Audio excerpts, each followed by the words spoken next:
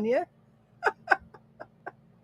Okay, I am still sick, but as you can see, I have fever. I have the bright flushed cheeks. But I just wanted to come on and talk to you guys. I did a talk. I had a talk that I had rescheduled once. I can't even remember why. I don't remember if it was when I had kidney stones or what. But I had a talk that I don't know why I'm so shiny. I guess because I'm feverish. Um, but I had a talk that I had rescheduled once and was not going to reschedule again um, for the Austin IANS group. IANS is International Association for Near Death Studies. I can't hear me. That's better. Hopefully, we're loud enough. A little bit more. Check, check, check, check, check. I don't know what's up with that. Um, anyway, I don't know why my levels are weird. That's better. So I had this talk scheduled with them, and I definitely was not feeling good, but I wasn't going to cancel. And I don't know if you guys have ever had that experience where there's something that you wanted to do and you got sick. And so you're like, oh, I should just cancel. And then you do it anyway. And it just brings you so much joy and energy that you feel better, even though you're clearly still sick. So when I came down to do this talk for them, it was at 2:15, and here it's 6:15. So 4 hours later, um, I'm still going. And I just think that is a testament to how putting yourself out there and helping other people is healing to you. And you know, granted, I'm still burning with fever. I've been running about 102 since Friday. Um, Not really a huge cough, but definite feels like somebody's sitting on my chest, and sore throat, kind of just really achy sort of flu symptoms. But I had my dress, so I did my.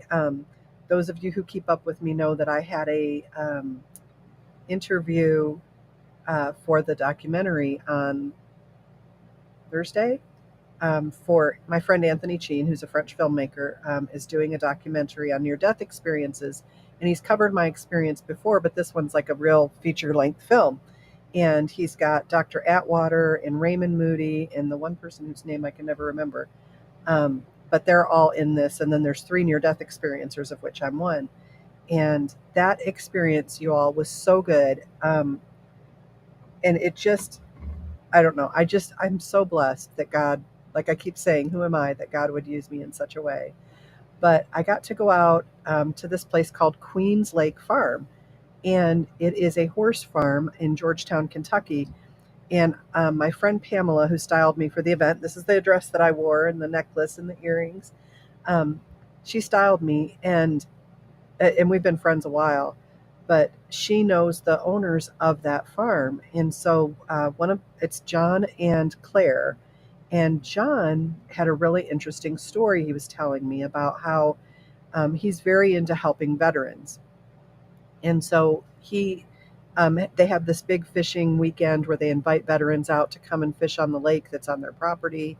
And they do this thing called the Mogadishu Mile, which is it's an event where they can come out and show their agility and kind of compete and things like that. And then he's also got this other thing that he does where he purchased a house and he's working on buying up property all over because he wants to expand this part of his efforts. But what he does, hi Enlighten, um, what he does is he put veterans up in this house. So he figured out that while veterans can get housing, a lot of times that housing is alone. And within 90 days of being alone, they're at their highest risk for suicide. So he got the idea, well, let's put veterans in a house together. And this is all but, stop these suicidal thoughts for these guys. And he's really wanting to expand his work, but he's getting grief from the people in the neighborhood that are like, it's like a veterans group home and we don't want them here. And you know me, I have an overdeveloped sense of justice. And so I thought, well, that's not okay. How are we going to fix that? And so I hooked him up with people who have bigger audiences than me, but I'll be having him on um, so that he could get his message out to veterans, maybe hook up with some people that would help this be successful and these veterans not get kicked out of this home just for the hatefulness of the people that live around them. I just find that heartbreaking. And so that was just a really cool way for God to use him and use me. And and put our superpowers together. So I gave him, I reached out to Zach, Red Pill 78, and said, hey, I've got a guy, and his story needs to be told. Would you be willing to cover it? And he said he would. And then I reached out to our friend Tracy, and she's going to have one of her writers at Uncover DC cover the story. So hopefully that will bring some attention to John and Claire and their efforts. And I just feel honored that, God would, as a side, that's not what I went out there for. I went out there to record the documentary. And so it was interesting that God used that to provide another opportunity. But today I got to, and I won't tell the specifics of this talk. Hi, sweetheart. I won't tell the specifics of this talk because it was a small group, and um, it's meant to be a small group for a reason. So I don't want to share their stories. But it was just such a blessing to hear other people talk about their struggles and their fears, and for them to tell those stories, not realize how courageous they're being in the midst of it. Like they think that they're underperforming, and how can I do more? How can I do better? And I thought, wow, how courageous that you do it all, considering what you're suffering. And how many people do you know, like maybe you're a person like that doesn't realize how courageous you are just by loving other people despite the pain that you're enduring or the hardship that you're going through. You still find some way to bless somebody else. And I thought, I know that that's true even among my own viewers because you guys are my friends and I talk to you. And so I just thought how much you guys bless me. Like, Debbie and I were friends before COVID, but when Debbie and John got sick, I was trying to figure out how to get on an airplane and get to them because there was no way I was letting the vendors die. And through their own illness and recovery and their trust in me, and again, I say, who am I, that people would put their trust in me? Um, I think it's that they see God in me. And I don't say that to be arrogant or what I mean is the love. They see that love of the Creator for them in me. And it lets them trust me, a total stranger to them, somebody they've never met. And you guys are that to me. You guys will reach out to me, and I saw all your comments on Friday. It was so funny. I got sick so quick. So Thursday, I was feeling a little run down, but I hadn't slept well. I was nervous about the movie, um, and then Thursday was a really long day, and I'm going through some really stressful things with my brother. He's lost his care provider again, and through no fault of his own, as per usual. And so this last week, I've been scrambling, interviewing providers um, so that we can get him housed and in a safe position and in a place that's really good for him. And so I think probably all of that stress set me up for getting sick. So one set of our kids, spouse, family has COVID. So I don't know if that's what we have. Don's definitely feeling better. I was still 102 when I got on with the interview at 2:30, and it feels like I'm warmer than that now. I could definitely see that I'm flushed. Miss Debbie knows just to look at me when I'm not feeling good. But it was so bolstering to my, I was feeling just kind of bummed out about being sick again, and not near as sick as I've been. I started the methylene blue right away, and that definitely helped with that heaviness in my lungs. And I started the grapeseed, or not grapeseed, is it grapeseed? Grapeseed oil? No, black seed oil. I started the black seed oil right away. I mean, I slept all day Friday. And what was funny, because I got sick suddenly. So Friday morning, I was feeling pretty good, got all my stuff done. By Friday morning at like 10:30, I was starting to feel achy, kind of like how the flu hits. Um, and then by 5 o'clock, I'm like, there's no way I can do a show. I feel horrible. My oxygen was low. I just was feeling really bad. And then Saturday, high fever all day, 102, 103, barely moved out of the bed. Um, and then this morning, I knew I had that interview today, and I'm like, God, I'm doing this interview. I'm doing this interview. Satan, get behind me, because I've been praying for these people for 2 weeks, as I always do before I do a talk. And God has got something for them, and I have to be there for them to hear this. And so I went, and it was just, you guys, it was just, you know how when you're in a really loving relationship with somebody, and that energy is so reciprocal, and the love is so reciprocal. No one person feels like they're carrying the burden of it. A lot of times when I go to do a talk, there's a lot on me to try to get the message across. But this meeting had such an ease about it, and the group was so um, just kind of chill, and um, just really open and loving and receptive. I could feel it, you know? And I love that energy. A lot of times, especially lately since COVID, when I do talks, I can't see anybody that I'm talking to. I can generally only see me, or I can see the one person that's coordinating the Zoom meeting, but I can't see anybody else until the chat. And so I just it was so cool to finally do a meeting. I've not done one in a while where I could see everybody, and I could see their reactions to things, and it really helped guide me as to what more to talk about. And um, Christ in us recognizes Christ in you. Beautifully said, Debbie. And I listened to their stories. One man was sharing about how the racism that he had endured, and and it was funny because his energy just called out to me right away. And I said, the world would have us believe that you hate me and I hate you. And he said, I love you, Penny. And I was like, oh, that's so sweet, because I felt that immediately for him. And I thought, don't believe the media, don't believe the lies, don't believe the politicians telling you that we're at each other's throats. They're showing very small fringe examples of that to convince you that it's true on a mass scale. And there was nothing that I saw in Greg that didn't make me want to put my arms around him and hug him. And I could tell he felt that way about me. And Greg, I am so sorry for saying your name, um, but I couldn't help it. And we talked about race, and we talked about the division, and he talked about how that had affected him and how he overcame it. And it just heartened me, that he's not, hating me because I'm white, and I'm not hating him because he's black. And we're trying to understand each other's issues and do that in love, in a way that would advance humanity. And we need to do so much more of that. The government and the media would make it so that we would. Have you ever had? There's this. It's called borderline personality disorder, but it's just basically a jerk, um, on a chronic level. Have you ever had one of those friends that splits people? It's called splitting behavior, actually.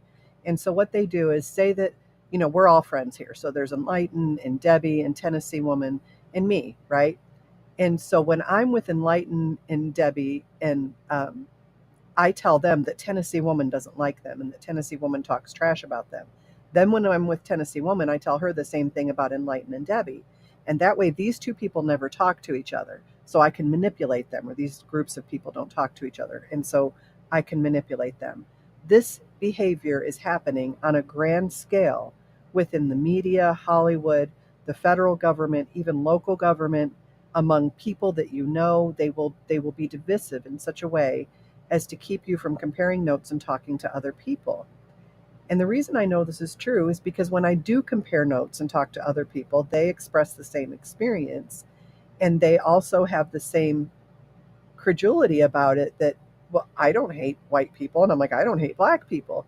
And I'm like, the racism is all coming from over our heads. It's not coming from us, but they would have us convinced otherwise. And so I just felt that spiritual connection with this gentleman. And I'm like, I'm going to have this guy on the show and we're going to talk. And I told him, I said, you know what? A lot of the reasons that, a white person wouldn't talk to a black person is because they would be scared that they might say something wrong or express a feeling and then be labeled a racist, and be marginalized for it. And the only way I can know that feeling or that thought that I have is racist is if I can express it, so that you can say to me, can you see how this would make me as a person of a different race feel demeaned? And I would be like, wow, I didn't even realize it would come across that way. And that's how we work together. We don't solve racism by living in separate societies and separate dormitories and separate lunchrooms, um, and separated in our companies. This diversity, equity, and inclusion is anything but diverse, equitable, or inclusive. It's tribal, is what it is. It's separating people according to immutable factors that they have no control over, and then teaching them that you're a victim group and this is the group that's victimizing you. And we were talking about, I said, you know what? Even though that's true to some extent, there is racism. Um, I wouldn't tell my child I wouldn't give my child this victim message. If I were a Black person, I would say to my child, yes, there is racism. There's also sexism and ageism and, all other kinds of isms. But the great thing about you is you are created by the divine God, the creator of the universe, and you are meant to overcome such things. You're meant to share love and educate people in a loving way so that we get past these issues, so that we can collaborate and work together and become be united in spirit so we can make the world a better place. And when you tell somebody that, they don't feel like a victim. And I shared the story about being raped in college by a guy that I considered a friend. That day, I was a victim. And the next day, I was a survivor. And I was a survivor for a really long time. And then one day, something changed in me, and I became an overcomer. I was no longer slave to the guilt that I felt about making a decision that put me alone in a room with that person. I was no longer a person who had survived but still felt like I was somehow sullied. Um, I was no longer a person who felt fearful about giving myself physically to someone else. And I was no longer a person that felt weird about um, letting myself get lost in that and enjoying it. There was always something in me that felt somehow dirty because of that. That's when I was just a survivor. But when I became an overcomer, that broke. And I became someone who could have a marriage and totally give myself over to that, be completely vulnerable, um, allow myself to have that union that husbands and wives have and have it be spiritually changing for me. I remember one time Don came to my work and it had been a really, really bad night. I was going through some really stressful things at work. I was being sexually harassed by a female manager, and it just was really bad. And I met him in the garage. I'd forgotten my badge, and I met him in the garage, and he put his arms around me. And if you guys have heard me share my near-death experience, I talk about how um, when my grandmother said, "Calm yourself, dear one," her words broke apart, and it was almost like somebody putting a, a needle in your vein and giving you something to relax you. I felt it suddenly and felt the immediate onset of it and was unable to resist it. And when he put his arms around me that day, and I kind of nuzzled in up under his chin, and that's my spot. I call it my spot. I felt all of that oxytocin and all those chemicals that bind us one to another that cause attachment. I felt them for the first time in a really, really long time. And I thought, I forgot how much I needed to be held. I mean, it soothed me to the point of healing. And I had never let myself be vulnerable like that with a man because I had been so hurt. But he made me feel safe enough that I could do that. It's part of why I am endlessly um, in you know in debt to him for loving me that way, because you don't have to. But God had told me, what if I send you someone to love you like I love you? Then would you consider getting in a relationship? And I thought that an unfillable checklist. And but I said, okay, if you can pull that off, I'll do it. And then he sent him, and he's not perfect. Don will tell you that he frequently says to himself, are you being the man who loves her like God loves her? And so we're not going to stay on long because I really am not feeling well. But I wanted to tell you, so there's this podcast on Rumble that many women will find offensive. And it's called, let me look at the name of it. It's like a podcast by men for men. And what goes on in there is a lot of woman bashing. And I don't think it's unearned, actually. Um, Redonkulous.com, redonkulas.com. Anyway, it's a podcast by men for men. And so I've kind of just watched little pieces of it, but I decided to sit and really watch it the other night.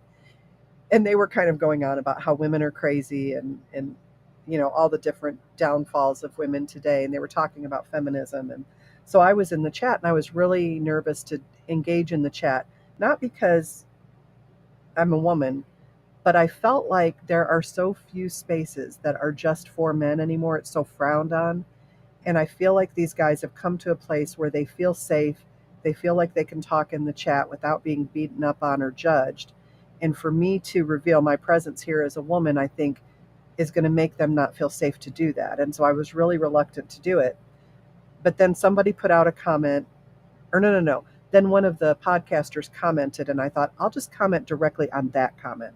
I won't engage with the men that are here. Well, then one of the men said something to me, and I engaged with him and went back and forth and had a really good talk. But they were talking to me, like the men were very angry and animated about, this is just the guys in the chat, animated about feminism and what modern feminism, how it has made them feel. And I felt bad because I thought this is something that is so true but politically incorrect that they don't have a safe space to talk about it. And how do we fix something we can't talk about? And so I told them, they said, part of the problem is that women won't talk about how feminism has been so damaging. And while feminism, I felt, had some decent goals, I feel like the way that it went to accomplish it was to injure men. And it's kind of like the whole race thing. I feel like the way that that they're trying to solve racism is by injuring white people. And that never brings resolution. That just furthers the divide. And I thought, you know what, they're right. We do need to and you guys, if you watch my show, I've talked about this. But I got to looking back at what feminism has done for us, right? And I remember, and it's funny because a lot of feminism is an inaccurate retelling of history. So to hear feminists tell it years ago, when men were primarily the ones that went to work and women were staying home, women were horribly oppressed and were miserable. That is not, yes, there were women that were horribly oppressed and miserable, but that was not true en masse. And you guys tell me if I'm wrong. There will always be women who are in relationships that are abusive and terrible and they're unhappy. That will always be true, feminism or not. But I don't think that was the case en masse like they try to tell you it is. Back in those days, in the olden days, gather around, children, and listen. In the olden days, a man could make enough money to support his family, which was a blessing to a woman because she could stay home and raise their children. And there was nothing anti-female about that. There was nothing lesser about it. My dad would always tell me, I couldn't do what your mother does. Your mother works 24/7. I come home after 10 hours. And he could put his feet up and somebody would bring him dinner, and that was an equitable relationship for my parents. And as somebody who didn't have that, when I was married, there was his income, but then when he left, I had to do it all by myself. And feminism will tell you you can do it all and nothing suffers, and that is a lie. No one can do it all and nothing suffers. And feminism will also tell you that the only way to be equal is to be the same. So the only way for a woman to be equal to a man is for a woman to be the same, to try to share the pedestal the man stands on instead of standing on her own. And when you stand on the pedestal the man stands on, then you're both standing and you're wobbly. But if you're on the joy of being female is being female, isn't it? Being male is no better a position. It comes with all of its own problems, just like being female does. So you'll have women say, well, women aren't equal to men in the workplace. They don't make as much money, which there's some big arguments about the pay gap. But because women aren't treated exactly the same as men, then women are lesser than. And I'm like, well, no, we're just different. A man who decides, now, yes, this is changing, but a man decides that if a man decides he's just going to stay home and raise his kids, people are kind of like, oh, why isn't he working? And so there's some negative that falls on him for what may be a very valid decision on his part. Whereas if a woman just decides to stay home and take care of her kids, nobody thinks that's unusual. So I don't think it's that you're less than if you're not like the other. I think the two are just very different. And there's not anybody that is going to be able to convince me that women were not intelligently designed by the Creator to give life and to nurture that life into adulthood and independence. There's just too much physical proof to that fact. Um, right down to our DNA, to our behavior, to how. I mean, you guys, there are things like there are cilia in the human body. Cilia are like finger-like projections. So we have them in the lungs, and in men, cilia only move one way. In the lungs, cilia only move one way. They go out. It's to help move mucus up the respiratory chain and get it out, right? Well, women have cilia throughout the fallopian tubes, and um, during the time when the woman is fertile, so when the woman's not in her fertile time, those cilia go this way and they push out, right? Well, during her fertile time, the cilia change direction and they go this way to help the sperm on their journey, right? To help the egg go down. So they push the egg down.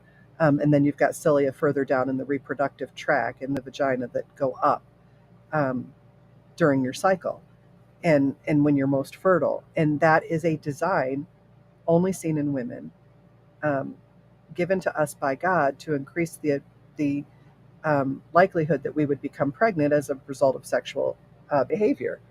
And so that's something that, you know, for this idea, what I don't like about isms is an ism is said, an ism comes across um, as a result of an aggrieved party, right? So racism says that a black person or a person of any color, not white, cannot be what a white person can be because of things that are out of their control. They cannot achieve based on merit. They cannot behave appropriately because they're wronged or whatever, right? That's racism. The racism that I see is largely coming from government and media, telling people that because of their color, they're not smart enough to get a driver's license. They can't register to vote. They can't hold productive jobs. They can't get into college. That's racist, and it's coming from your media and from your government. Now, is there racism coming from other places? Absolutely, but what we primarily hear is that. Um, Feminism starts out with this wrong idea that women are the aggrieved party, that there is something lesser about us that can only be made greater if we take something from men, and I just think that that's crazy. There's We are two distinctly different creations. And there's a reason that men are bigger and stronger and more prone to violence. It's because the mantle that is put on them by the Creator is to protect women and children, to protect others who would get beat down in any other situation. And so this idea of toxic masculinity is such a degrading thing to say. It is such an awful mantle to put on men, that this very essence of who they are, that they can become violent if need be, um, is toxic. No, it's not. Do you have to direct it appropriately as a mother in your boys and as a father in your boys? Yes, you want to direct that. If you must resort to violence, it should be in the defense of someone helpless. It should be in the defense of somebody who's being hurt that can't protect themselves. There's a reason for it's like stubbornness. My daughter's very stubborn, and I remember thinking, I'm not going to cane that out of her. I am figuratively. Um, that stubbornness is going to serve her well in life. It is a stick to itiveness, a holding to your own belief system that is very beneficial. And I just want to point that in the right direction. Yes, being stubborn is a great trait. Apply it here. So this idea that things that are male by nature are toxic it's a very destructive thing to say to men and boys, that this essence of who you are is distasteful and awful and we don't want to see it and we have to purge it out of you. It would be like telling me that my feminine nature is toxic, and that I shouldn't desire the nature of myself. I shouldn't want to act with grace and be classy and be loving and be nurturing because that's somehow toxic, right? That would be something very damaging to say to me. And so I feel like I just want to tell the feminists, we don't need your help. It's not help. It puts women in victim roles. It makes men the guilty party. And when you've got a victim and a guilty person, there's no good that comes from that. But if you have a person who is a man who is unique by design, and you have a person that is a woman who is unique by design, and those designs are intended to complement each other and for one to strengthen and lift the other in its most pure form, that's something that's okay to acknowledge, you know? I think it's okay to say just putting on makeup does not make you a woman. There is a spirit of the creation of a woman that makes her different from a man, and just putting on makeup will not give you that. Um, and just putting on makeup when you're meant to have the spirit of a man is making you less. You may not realize it, but it's making you less. It's you're now having to fight to be accepted as something that you're not, which is contrary um, to the natural order of things. Is the natural order of things hard? Sure it is. Sure it is. You know, there are people that are born with all kinds of issues, or that come into issues as they're growing and maturing. And we're just we're just all walking this journey, you know. Um, and I think it must be very difficult to be in a body that, for whatever reason, trauma or whatever, for whatever reason, you feel very detached from. That's why I have so much empathy.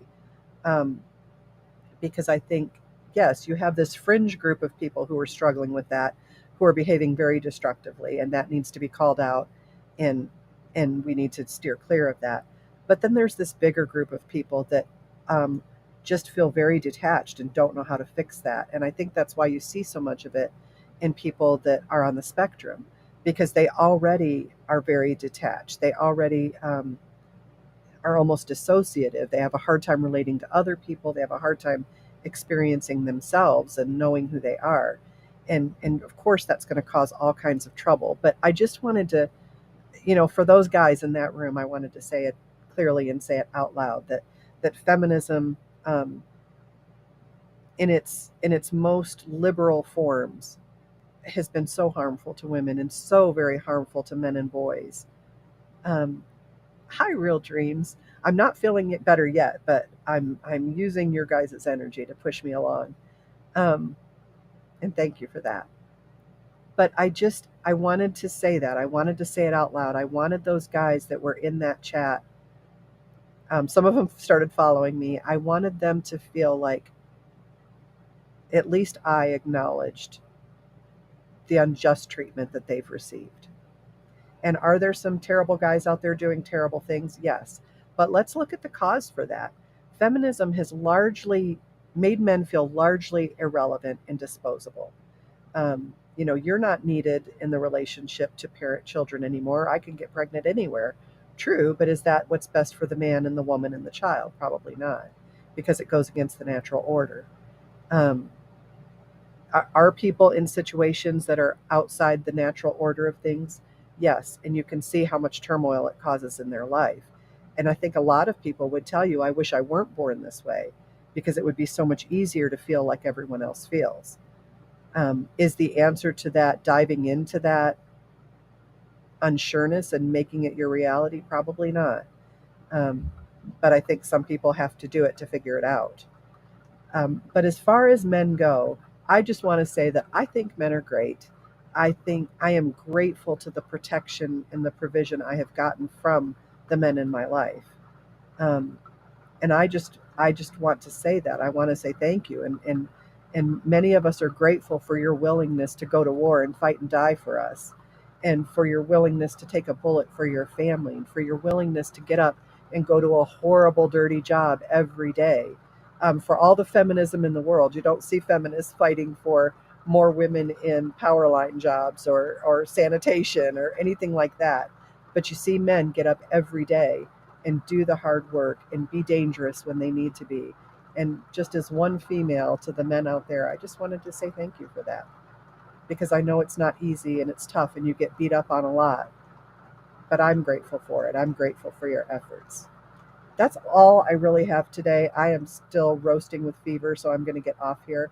Um, but I wanted to give you guys some encouragement. I miss you when I'm gone, and I thought I don't think I can go all the way to Friday without reaching out to my folks and affirming some people that are really struggling and really hurt. I saw so much of that in the chat, men that were really hurt, that had their children ripped from them just because that's the habit. Every other weekend is enough. Every other weekend isn't enough. Um, Dads, we need you involved on a day-to-day basis. We do need you to help raise your kids. Um, we do need you to help us and be helpmates to us, and and to help us be more, and I think they need the same from us. I think Don would tell you that our relationship, my being embracing my femininity and him embracing his masculinity, um, and us loving those natural roles and being who we naturally are to each other makes each of us more. I'm more comfortable in my roles because Don is comfortable in his role, and because he supports me in mine, and I do the same for him. You're welcome, Enlighten. Um, I know our show gets a lot of females, but we're getting more and more men, and I just feel like one person ought to stand up and say, "Hey guys, you've got it hard. Um, you go to jobs I don't want to do. Thank you for that." I don't think you're going to find a lot of women who want to be linemen, or who want to work on an oil rig, or who want to crawl through the underbellies of the sewer system, or all of that stuff. But you've got guys that'll get up and do it every single day and not say a word. They'll climb up a truck and they'll drive that truck around the country to support their family, and they'll never complain about being lonely, or having to lay down in a bed alone every night. And I thank you for that. I thank you for that sacrifice. Debbie says, "Go get your rest and meds, supplements." Yeah, I've been hitting the methylene blue hard. So Friday was bad, and my oxygen was low. I almost considered wearing oxygen Friday. It was like 84. But I did breathing exercises, used my little breathing apparatus. Thank you, Debbie and John. And yesterday was Mack truck day. I felt like I'd been hit by a Mack truck. And then today is just fever, 102 still. Um, yeah, for sure. And but I just was so bolstered by the love of other people, and I just wanted to spread that around a little bit while I could. Debbie says, "Go get your rest, meds, supplements. Get well, Miss Penny. We love you. Thank you for the short chat." Yeah, guys, thank you for listening. Thank you for supporting my show. Thank you for giving me a platform. I wouldn't be here, but that you guys are willing to listen to me prattle on endlessly. And I just pray that I'm a blessing to you, and that um, just this little time that we spend together is encouraging you in life and making things better. Let me pray us out, and then we'll end from there, because I can feel my voice giving. Heavenly Father, I just thank you so much for this short live stream, for an opportunity to get on and talk to people that love me and that I love, people that make a big difference in my life. Just their encouragement means the world to me. Just little messages and prayers that I got from people um, loving me when they knew that I didn't feel well. And I pray that I'm that for them too. Father, I pray that going forward this week, you would give each of us an opportunity to love on and bless someone else, and that you would just grow our spirit from that interaction, and that that person would go forward and spread that love and connection that we've been able to share with them. Father, I bless everyone who's watching this podcast. I bless everyone that will watch it on rewind. And I pray that you would encourage them to share the love of God with people around them, and just be that bright light that people can't help but be soaked in when they get close. Father, thank you so much for this life and for these opportunities. And thank you most of all for Jesus. It's in his name we pray. Amen. All right, guys. And good chicken soup. You know what I made, Tennessee woman? I made some corn chowder. I was just craving it with the horrible GMO corn. I didn't have any organic corn. But I made the soup. I stood at the stove, was miserable. I'm like, oh, I can't do it. But it was so good. And then I had some leftover carrot and sweet potato soup, and I had some of that too. And Don brought us Mexican food last night, which was, I couldn't eat much, but it was good. Um, You are a bright spot of God's light. Thank you. Good chicken soup might not help, but it doesn't hurt. Good chicken soup actually does help. The bone broth of it is very healing. Real Dreams, you're a huge blessing to us. Thank you so much, Real Dreams. Thank you for saying that. That's very affirming. Um, God bless all here and your families and friends. Get better soon. Will do. I love you guys, whole big bunches. I will see you on Wednesday for book club. I may be switching us to Max Lucado's. We're still going to do Animal Farm, but I've been praying on this and it's really been pushing on me. And I hate to change something once I've started it, but I also want to be yielding to God's prodding. And there's a book by, I think it's called, I know it's by Max Lucado, um, but I think it's called, and that's why they call him the Savior. I can't remember if it's that one or He Took the Nails, but I'm going to look at both of them this week because I'm feeling directed that we need to read one of those first. And so book club's going to be a toss up, but I'll be here Wednesday for it, barring that I would still be sick by then. I don't think I will. And we will see you guys then. So I love you whole big bunches. I will see you again in a couple days. Give me a couple more days to kind of beat this fever. I tend to run fever for some reason when I'm sick. And then I'll be back sharp and we'll get started with a new book that I hope blesses you guys. So I love you whole big bunches. I will see you guys soon. Yes, good night and God bless you. Nurse Penny.